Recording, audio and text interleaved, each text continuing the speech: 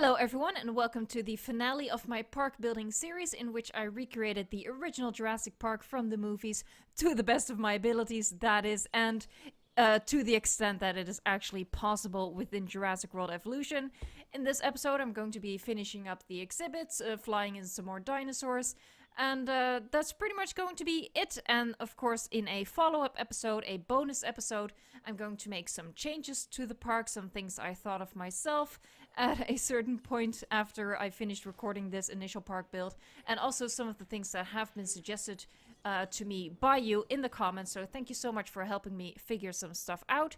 In terms of which dinosaurs to use in the park, I decided to go with the dinosaurs that were mentioned in the brochure map. If I'm a good YouTuber, I remembered to put that image up on the screen right now. It's Judgment Day. Did I do it? Did I do it? That's going to be the list of dinosaurs that I'm going to be using. Not so much the layout. I am happy with the layout of the park as it is. I think that's the best representation of what we see on the screen that I can recreate in the game. You know, I'm sure other people can make better parks than this, but this is the extent that I can get to in terms of my commitment to recreating the original Jurassic Park. This list of dinosaurs just seemed like the most safe choice to me. I guess that's the right way to put it, so that's what I'm doing. And the idea behind it now can be that after Nedry's betrayal, you know, it's an alternate timeline kind of thing. After Nedry's betrayal, they rebuilt the park and completed it the way it was supposed to be, the way that they showcased it on the brochure. So that's what we're going for in this episode. We're just going to be finishing up the exhibits, adding in more dinosaurs, and yeah, that's going to be nearly the end of this series. And I hope you have been enjoying it and that you will enjoy this episode as well. And I really hope you will join me, not just for the bonus episode, but mostly for the final tour. I'm really excited to experience the park from that perspective. I haven't really done that myself yet, so I'm probably going to run into more things that I want to change, but hopefully it'll be a good first experience. And I'm really excited to see my own version of Jurassic Park. So here is where we have the tour going by the Tyrannosaurus exhibit. What I did, it's the same as what I did with the Baryonyx exhibit, where I also added a toilet. I just added lights to the side of the track and to the restroom as well, sort of as a notification to guests that this is a rest stop where they can have a tinkle if their bladder got a little bit too excited. So there's the Baryonyx entering the park. The Baryonyx was on the first reference image I used, and it's also on the brochure, so I feel safe leaving it in at this point. I am going to be incubating more Gallimimus, trying to get a big herd. I'm not going for the exact numbers that people have pointed out to me are available on the Dinosaur Protection Group website, and admittedly, it's part laziness, but mostly I figured, you know, if this is going to be an alternate timeline after Nedry's betrayal, it would make sense that some of the dinosaurs escaped into the wild open space of Nublar, and some new dinosaurs have been bred. So that's why, you know, the numbers don't line up necessarily with what was said on the Dinosaur Protection Group website, because that's an alternate timeline. That's an alternate universe. We're not going to pay attention to that. We're just gonna have fun with this timeline.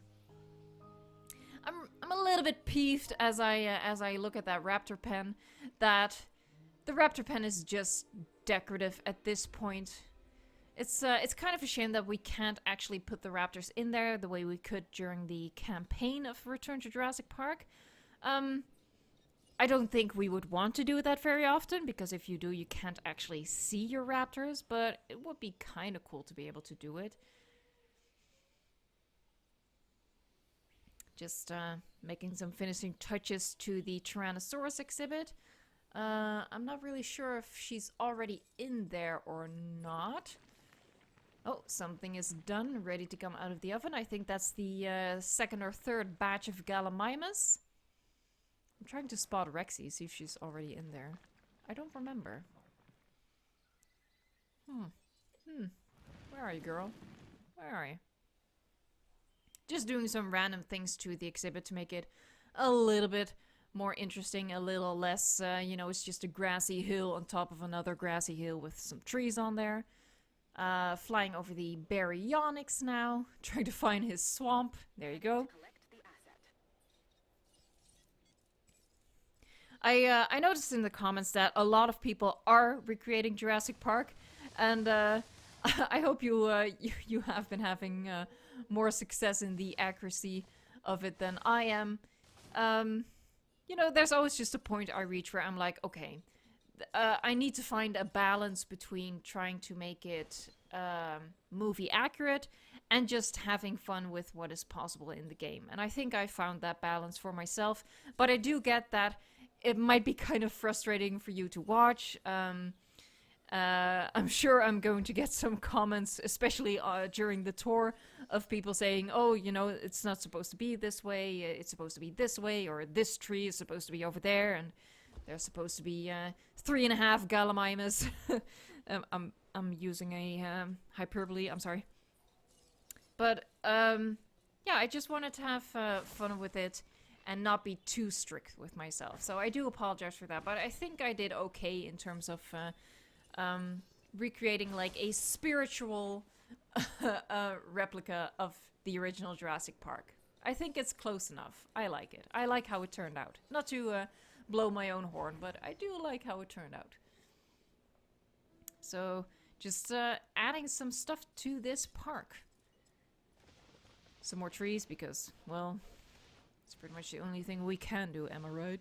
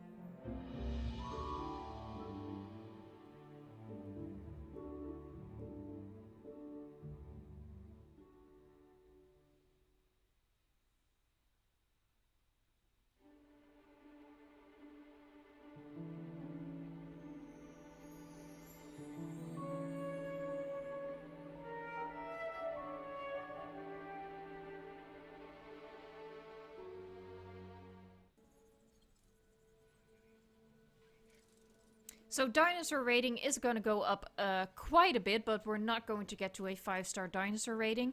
I am able to get the facility rating up to 5 stars by just adding one more gift shop and one more cafe. So that was good news for me because, even though it does bug me a little bit that the overall rating isn't 5 stars, I can accept that that is due to the dinosaur rating and not so much to the facility rating. That's just a point of pride to me. I'm pretty good at getting the facility rating up the way I need it to be. I mean, facility rating is really easy, so that's no reason to pat myself on the back, but I just need to set low standards for myself so I can actually feel accomplished at something. That's basically it. Also, looking at this park, it's so weird seeing myself build this kind of park. Like, even just flying over the way we just did, there's really just a lot of trees with some fence lines visible through the canopy. And if you've seen any of my other park builds, park tours, or whatever, you know that that's not usually my style when it comes to creating parks. There is a reason I was the artist previously known as the Crazy Path Lady. I go pretty balls to the walls with path design and also usually a lot of buildings and stuff, just really over designing the place and putting a lot of emphasis on guest amenities and guest areas. Whereas this park is pretty much 95%, if not more, just pure exhibit, natural looking, no real design element to it. And that's really weird for me to see. It feels incomplete in a way. That's the only way I can describe it. It feels like I haven't put in the legwork. But if you've seen the first video, you know that getting the fences right was a lot of work. And if you've tried it yourself, you will realize even more so that getting the fences right is a lot of work. Commencing asset transit. Yeah, it's for me, it's a very different park. And I do like it, but it takes some getting used to. I guess that's the point I'm really trying to make. So right now I am incubating the Compsognathus because that is, you know, the closest approximation we have to Stegosaurus. And I was going to use the basic skin first because I have been using the basic skins for pretty much everything else. But I figured the green basic Compsognathus is so quintessential Compsognathus for us because we all recognize it. So I switched to the jungle skin because I don't know, I have no associations with a red Compsognathus, so I was okay with that being a stand-in for the Stegosaurus that is on the reference I used and am still using. So that's why we have red Compsognathus in the park. I'm adding another two-way gate. My technique here is a little lacking. I need to extend this. I need to extend it first before I can shrink it down to the actual size of the gate.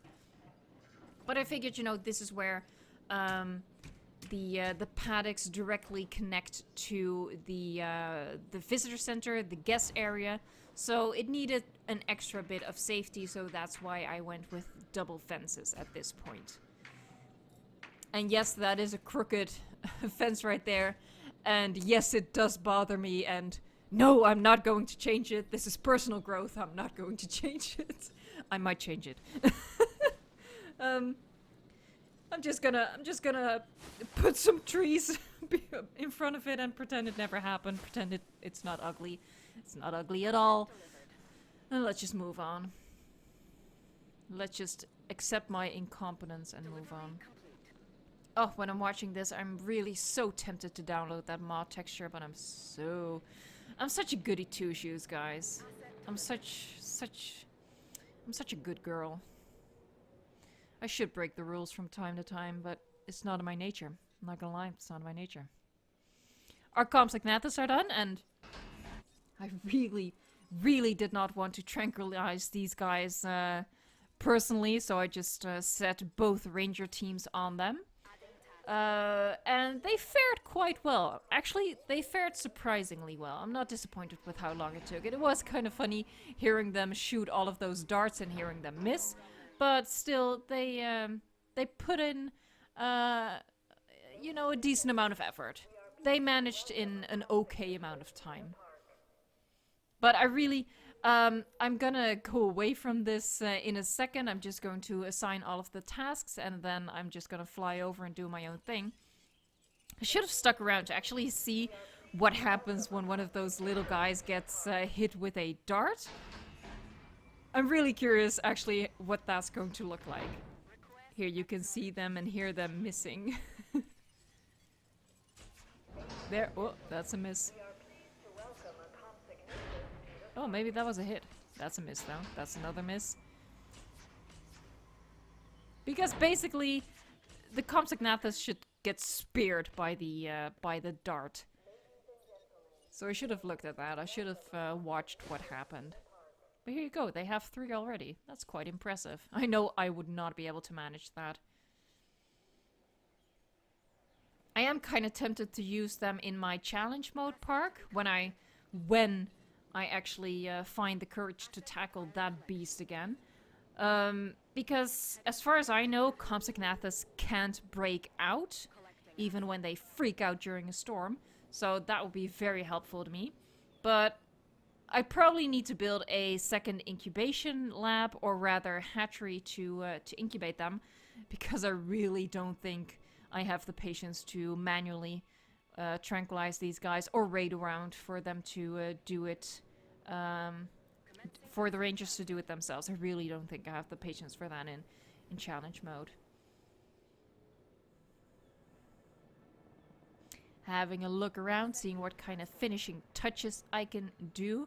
There's really not that much to do anymore. I mean, I'd love it if we had more types of trees and more extreme terrain manipulation. Then you can really do some interesting stuff with the exhibits. As it is, I find exhibit design kind of boring. Maybe because I'm doing it wrong. I do accept that. I take a pretty easy approach when it comes to exhibit design. But I really wish we'd have something like Planet Zoo, where you can create cliffs if you want. You can decide for yourself how deep you want a lake to be. That sort of thing. I would love that so much. And all kinds of different rock formations. Being able to clip the rocks together and not have them need like a mile of personal space around themselves. That'd be so awesome if we could do that. That's the dream, man. That's the dream.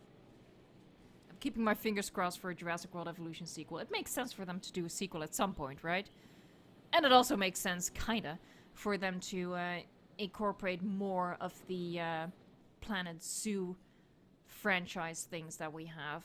I mean, it would mean a complete overhaul of the game engine, but for a sequel, that'd be acceptable. That'd be desired, even. Transportation complete.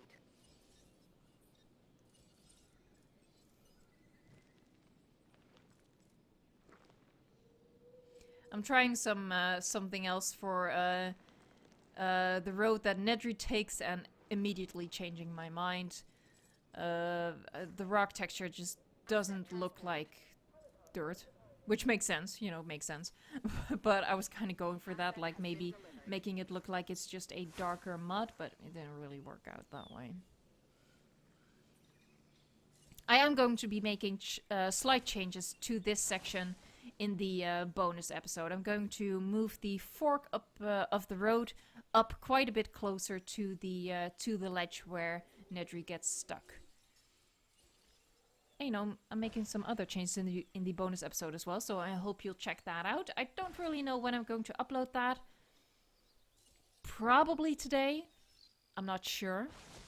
You'll just have to subscribe and ring the bell and wait and see. I'm such a horrible YouTuber. Oh my god. Oh.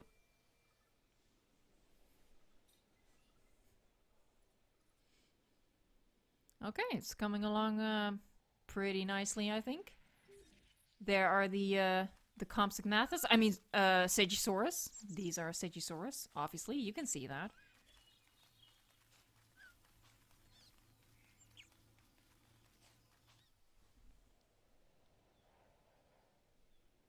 Here, see? Totally a Sagisaurus.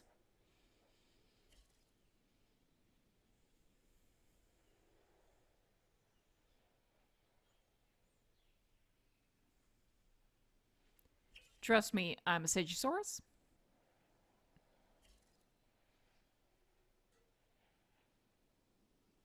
Oh, my bunny is being incredibly cute right now. Oh my god, you're adorable. Sorry. Focus on the dinosaurs. OG Sagisaurus.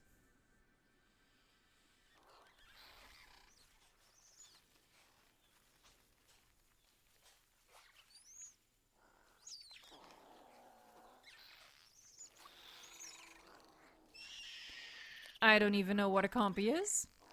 Because he's a Sagisaurus. They are so cute. You know, not when they're eating your face off, but they're pretty cute. And this one is called very originally Sagisaurus, Sagisaurus, Sagisaurus, Sagisaurus. Because of course it is, because it's a Sagisaurus. There you go. We have our little mini pack of Sagisaurus right there.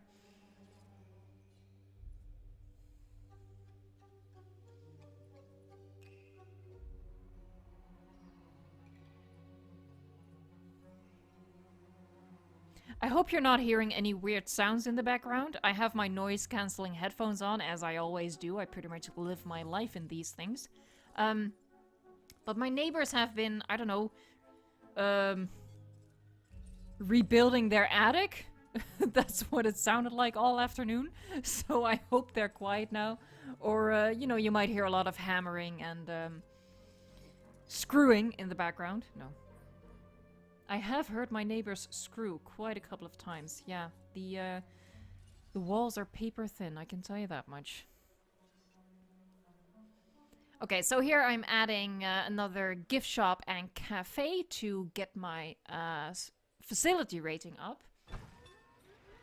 I think I'm placing them, but I'm going to replace them in a second because I'm still having the trouble with the buildings not connecting to the path if you don't connect them directly.